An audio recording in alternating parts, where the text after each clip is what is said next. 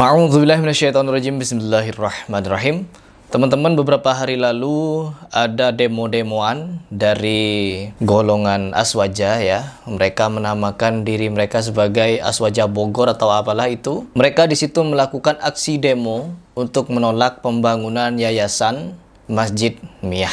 Ini sangat-sangat disayangkan teman-teman. Yang dimana masjid mau dibangun agar warga-warga di sekitar situ untuk melakukan ibadah itu bisa dekat dengan masjid. Untuk mendengarkan kajian, ceramah, atau pendidikan agama malah di demo dengan beberapa narasinya yang kalau menurut saya itu seperti narasi-narasi yang kemarin, yaitu intoleran dan lain sebagainya.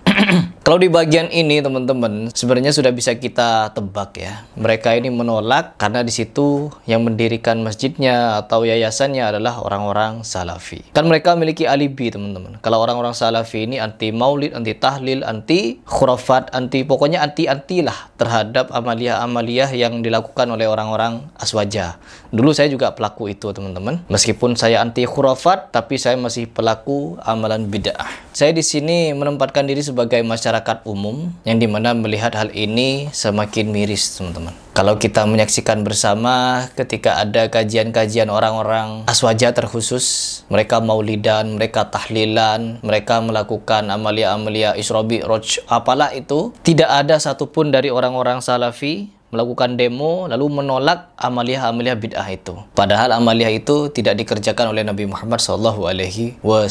Kan kita itu mengerjakan ibadah hanya melalui apa yang dituntun oleh Nabi Muhammad SAW. Bukan semerta-merta kita bikin-bikin sendiri teman-teman, improvisasi sendiri. Yang penting baik begitu. Karena jenis ibadah kalau dilakukan yang penting baik begitu ya, maka siapapun bisa berimprovisasi di dalam menciptakan ibadah-ibadah baru. Dikasih bacaan ini, dikasih zikiran ini, dijadikan satu, kan mereka punya rumus. Pisang, apel, nanas, dijadikan satu, es campur. Kalau bacaan Al-Quran, zikiran, terus kumpul-kumpul tausiah, dijadikan satu, bid'ah katanya. Ya Allah, itulah salah faham mereka menganalogikan ibadah dengan makanan teman-teman. Bukankah kata Allah Subhanahu wa Ta'ala bahwa agama ini telah disempurnakan, telah kusempurnakan hari ini agama ini untukmu? Ini kata Allah kepada Nabi Muhammad ketika Nabi Muhammad masih hidup. Akhirnya apa? Tidak ada amalia-amalia bid'ah setelah itu, karena Nabi Muhammad sudah menyatakan kullu bid'atun dhalalah. Segala bid'ah itu adalah sesat, dan kesesatan itu pasti menggiring kita pada hal-hal yang tidak diinginkan. Lihat saja yang terjadi di tengah-tengah masyarakat ketika melakukan amalia-amalia bid'ah. Mudaratnya apa? Ketika tahlilan, kemarin saya merepost postingan dari salah satu akun Instagram ini. Nah, di situ jelas dikatakan bahwa ketika dia hidup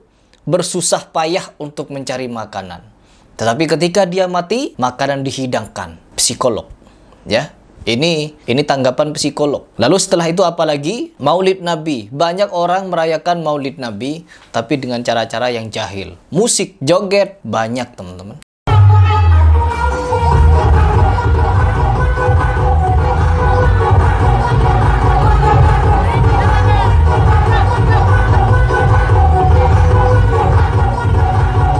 Ini beberapa contohnya. Pasti musikan mereka, pasti jogetan, entah anak-anak, remaja sampai dewasa, ada yang begitu teman-teman. Merayakan bersolawat, katanya ketika Maulid Nabi mengadakan majelis ini majelis itu. Ikhtilat, laki-laki perempuan campur-campuran. Allahumma salli wa sallim ala sayyidina wa maulana Muhammadin adada ma fi ilmillahi salatan daimatan bi dawami mulkillahi. Allahumma salli wa sallim ala sayyidina wa maulana Muhammadin adada ma fi ilmillahi salatan daimatan bi dawami mulkillahi. Ayo kabeh masyarakat bareng-bareng maca shalawat barikan Nabi Muhammad berikan shalawat wasiatkan Allahumma wa sallim ala. Banyak teman-teman. Ada yang merayakan Maulid Nabi pakai rok mini teman-teman. Ngapain mereka? Joget sambil sholawatan.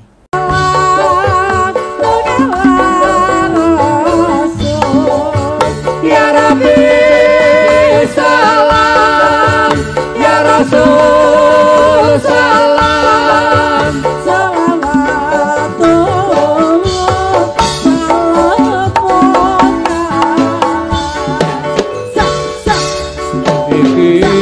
apa itu namanya? Amalia-amalia bid'ah, selain itu menganggap kalau Nabi Muhammad masih kurang di dalam mengajarkan agama, pasti amalia itu akan menggiring pada pemahaman-pemahaman yang seperti itu. Ya, hal-hal yang merugikan, mudaratnya banyak. Seperti yang kita lihat, tahlilan mudaratnya banyak, syubhatnya banyak, maulidan juga seperti itu. Kalau mau berbicara kebaikannya, ya pasti ada juga kebaikannya, teman-teman. Aduh, saya tidak punya banyak komentar sebenarnya. Yang saya ingin komentari adalah bagaimana cara mereka menanggapi pembangunan masjid. Pembangunan Masjid Miyah yang ditolak dengan lantaran apa? Katanya intoleran. Ketika orang-orang Salafi itu ditanya, mereka menjawab, bagaimana hukum tahlilan? Begini-begini itu. Terus bagaimana kalau kita mengubur mayat, lalu mayat itu kita tidak laksanakan tahlilan? Sudah seperti mengubur kucing begitu. Ya Allah, ada kan yang bilang seperti itu? Apa kata Ustaz Syafiq Rizal Bersalamah? Benarkah kalian mengucapkan itu? Lalu bagaimana dengan Abu Bakar, Umar, Utsman, Ali, ya dan para sahabat yang lainnya ketika memakamkan Nabi Muhammad? Apakah mereka memakamkan Nabi Muhammad seperti layaknya kucing atau bangkai? Bagaimana Nabi Muhammad ketika menguburkan anaknya Ibrahim, menguburkan kedua putrinya yang meninggal, menguburkan Khadijah? Bagaimana acaranya? Apakah ada tahlil-tahlilan lalu diberikan hidangan kepada sahabat yang lain? Tidak, teman-teman. Ketika Abu Bakar, Umar, Utsman, Ali wafat, mereka Hasan, Husain wafat juga, semuanya wafat di zaman Nabi Muhammad, tapi tidak ada yang merayakan tahlilan. Tiba-tiba muncul tahlilan ini sebagai pelengkap kematian, yang dimana Nabi Muhammad SAW hanya mengajarkan mandikan, kafani, solati, kuburkan, doakan. Oh enggak, kalau mereka, teman-teman, doakan ini tidak sampai pada sholat jenazah atau ketika pemakaman. Setelah itu ada ritual baru, teman-teman, sampai 1000 hari, sampai ada ulang tahun kematian, angguk-angguk di kuburan. Ada. Dan ketika kita mengkritisi itu, intoleran katanya. Ini bukan intoleran, Bapak. Ini namanya saling mengajak dalam kebenaran dan kesabaran. Agar kalian tahu di situ. Oh enggak, demo, teman-teman, sampai teriak-teriak begini, begitu. Ini videonya. Apa-apaan?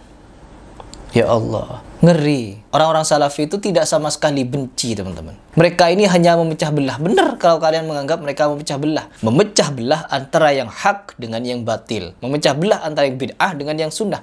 Karena apa? Kalau kita menghidupkan sunnah, maka bid'ah otomatis akan mati. Tapi kalau kita menghidupkan bid'ah, maka sunnahnya akan mati. Begitu, teman-teman. Memang betul mereka memecah belah, tapi memecah belah antara yang bid'ah dengan yang sunnah. Antara yang hak dengan yang batil, antara yang realistik dengan yang khurafat. Banyak di antara kalian mengajarkan takhayul, bid'ah, dan khurafat. Sudah berjalan ratusan tahun mungkin. Dan ketika ada dakwah seperti ini, kalian itu, ya Allah, merasa apa susahnya kalau kita tidak maulidan gitu. Apa susahnya kalau tidak tahlilan. Iya, apa susahnya?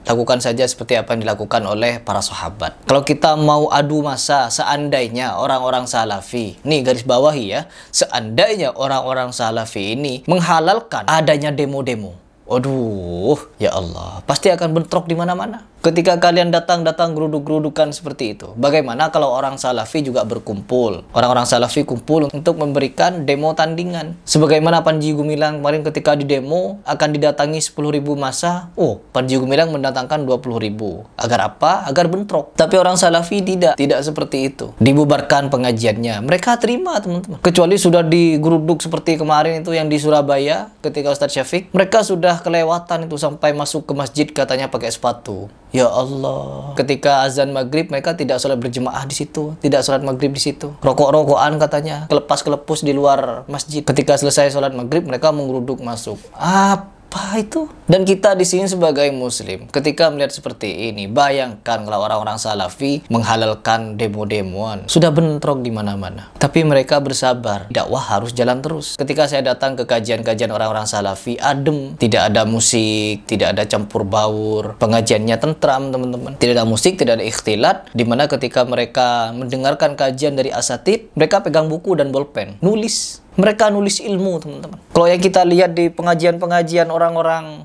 ini, bukan lagi nulis, teman-teman. Jingkrak.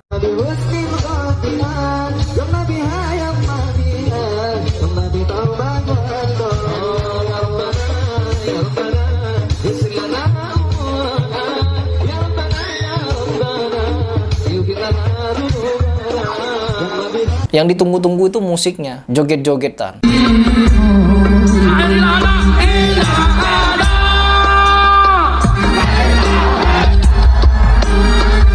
dan nggak mau mereka dikritiki. Kalau kita nggak musikan, bagaimana dengan anak-anak di jalanan yang tidak suka dengan pengajian? Mereka kan datang ingin menikmati musik. Ya, wala talbisul haqqo bil batil wa taktumul haqqo wa antum ta'lamun. Janganlah kalian mencampur adukan yang hak dengan yang batil itu, terlebih kalau kalian mengetahui yang hak itu. Kalian sudah tahu Al-Quran dengan musik tidak bisa bersatu, lalu kalian satukan. Dengan apa? Caranya seperti ini kebanyakan. Joget jingkrak di mana-mana. Ya Allah. Ketika kalian dinasihati perkara seperti ini tidak boleh, dikatakan pemecah belah. Apa itu?